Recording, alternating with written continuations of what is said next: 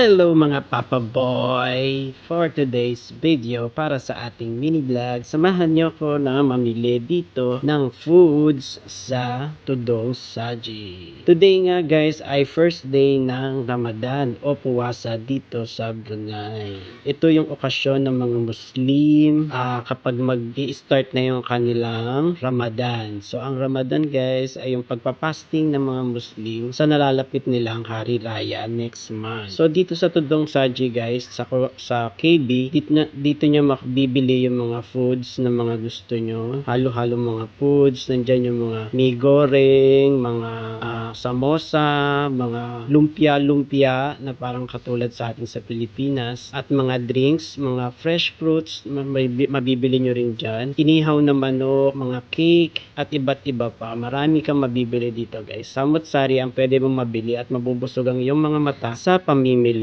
Bago mag-start ang sungkay, so ang sungkay guys ay around 6:45 ng gabi. Doon na yung pwede na silang kumain. So fasting sila ng umaga, start ng alas 5 ng umaga hanggang alas 6 ng gabi. Ngayong oras nga na ito ay alas 5 ng hapon at naisipan namin bumili ng foods na makakain namin ng aking katrabaho. So bibili kami ng makakain namin mamayang 6:45. Pero dahil nga Christian naman ako, pwede ko nang kainin yung foods ko. Pero kailangan kong iuwi sa bahay o sa trabaho ko at patago kong kakainin yung foods na binili ko. Kasi bawal ipakita sa kanila sa time pa ng kanilang puwasa. Bawal sa kanilang ipakita na kumakain ka. Kasi nga, respeto na lang sa kanilang relihiyon. Kahit saan lugar dito guys, pag time ng Ramadan, ganun talaga ang dapat mong gawin. At sa dami-dami nga ng mga foods dito sa Tudong Saji ay nahirapan kaming mamili kung anong kakainin namin at bibilin namin.